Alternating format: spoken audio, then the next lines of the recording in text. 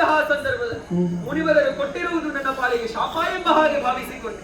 ಆದರೆ ಜಗನ್ಮಾತೆಯನ್ನೇ ಮೆಚ್ಚಿಸಿದಂತಹ ಸಂದರ್ಭದಲ್ಲಿ ಅರ್ಥವಾಯಿತು ಅದು ಶಾಪವಲ್ಲ, ನನ್ನ ಪಾಲಿಗೆ ವರ. ಯಾಕಂದ್ರೆ ಜಗನ್ಮಾತೆಯೇ ನನಗೆ ಮಗಳಾಗಿ ಸಂಜನಿಸುವುದಕ್ಕಿದ್ದಾರೆ, ಅದಕ್ಕಾಗಿ ನದಿಯಾಗಿ ಹರಿದು ಬಾ ಅಮ್ಮ ಎಂಬ ಹಾಗೆ ಆಡಿದ್ದಾರೆ. ಆದರೆ ನದಿಯಾಗಿ ಹರಿಯಬೇಕು ಎಂದಿದ್ದರೆ ಸೂಕ್ತ ಸಮಯವನ್ನು ಒದಗಿ ಬರಬೇಕು ತಾನೆ.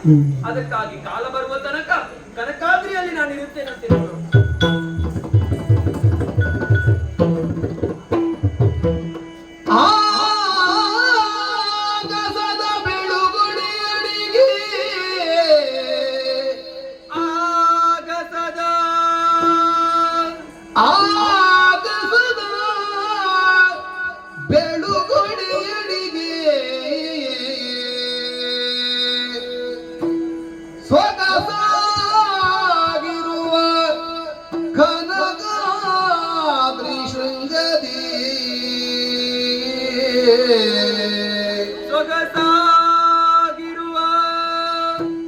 ಕನಗಾದ್ರಿ ಶೃಂಗದಿ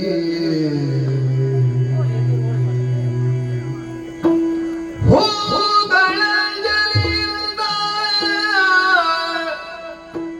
ಪರಶಿವಿಗಾಗ ಮೋಕ್ತದಲ್ಲಿ ಅಮ್ಮ ಜಗನ್ಮಾತೆ ಹೋ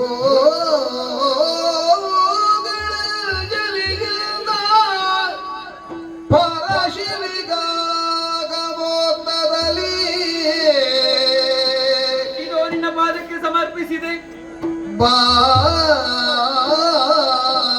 ಶಿರವನು ಬಾಗಿ ಶಿರವನು ಲೋದರಿಗೆ ನೆರವಾಗಲಿರುವುದು ಸಾಗಿ ಬಂದಳು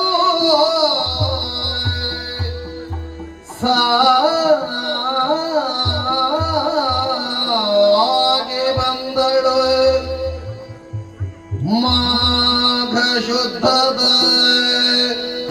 ಪೌರ್ಣಮಿಯ ಶುಭ ದಿನದಿ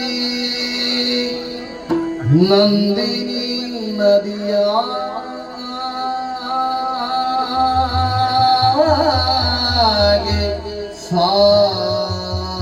ಸಾಗಿ ಬಂದಳು ಆಗಸದ ಬಿಡುಗಡೆಯಡಿಗೆ ಸೊಗಸಾಗಿರುವ ಕನಕಾದ್ರಿ ಶೃಂಗದಿ ನಂದಿನಿ ನದಿಯಾಗಿ ಸಾಗಿ ಬಂದಳೋ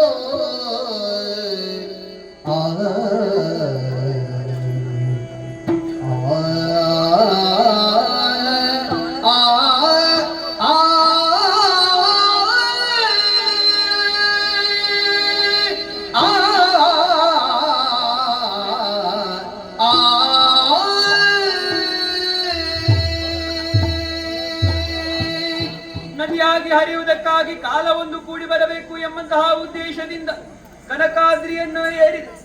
ಆ ಸಂದರ್ಭದಲ್ಲಿ ಆಗಸವು ಈ ಕನಕಾದ್ರಿಗೆ ಬೆಳುಗೊಡೆಯಾಗಿ ಕಾಣುತ್ತಾ ಇದೆಯಲ್ಲ. ಆಹಾ, ಈ ಸೊಬಗಿನ ದೃಶ್ಯವನ್ನು ಕಾಣುವಾಗ ಮನಸ್ಸಿಗೆ ಸಂತೋಷವೇ ಆಗುತ್ತಾ ಇದೆ.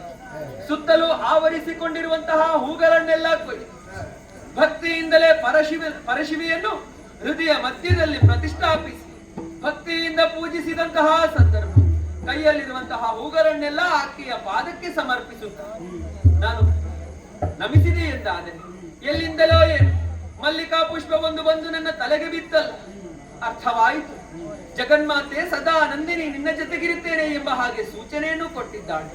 ಹಾಗಿದ್ರೆ ಕಾಯುತ್ತಾ ಇದ್ದಂತಹ ನನಗೆ ಈ ದಿವಸ ಯಾವುದು ಎಂಬ ಹಾಗೆ ಅರ್ಥವಾಯಿತು. ಇದಲ್ಲವೇ ಮಾಘ ಶುದ್ಧ ಪೌರ್ಣಮಿಯ ದಿನ. ಈ ದಿನದಂದು ನಂದಿನಿ ನದಿಯಾಗಿ ಹರಿಯಬೇಕು. ಲೋಕದಲ್ಲಿ ಆವರಿಸಿಕೊಂಡಿರುವಂತಹ ಕ್ಷಾಮಗಳನ್ನೆಲ್ಲ ದೂರಪಡಿಸಿ ಬರಗಾಲವನ್ನೇ ಹೋಗಲಾಡಿಸಿ ಅವರ ಕಷ್ಟ ಕಾರ್ಪಣ್ಯಗಳನ್ನೆಲ್ಲ ನೀಗಿಸುತ್ತ ನಂದಿನಿ ನದಿಯಾಗಿ ಹರಿದು ಅವರನ್ನೆಲ್ಲ ಸಂತೋಷ ಪಡಿಸುವುದಕ್ಕಿದ್ದಾಳೆ. ಅದಕ್ಕಾಗಿ ನಂದಿನಿ ಪುಣ್ಯ ನದಿಯಾಗಿ ಹರಿತಾ ಇದ್ದಾಳೆ. ನಂದಿನಿ ನದಿಯಾಗಿ ಹರಿತಾ ಇದ್ದಾಳೆ. ಈ ನಂದಿನಿ ನದಿಯಾಗಿ ಹರಿತಾ ಇದ್ದಾಳೆ.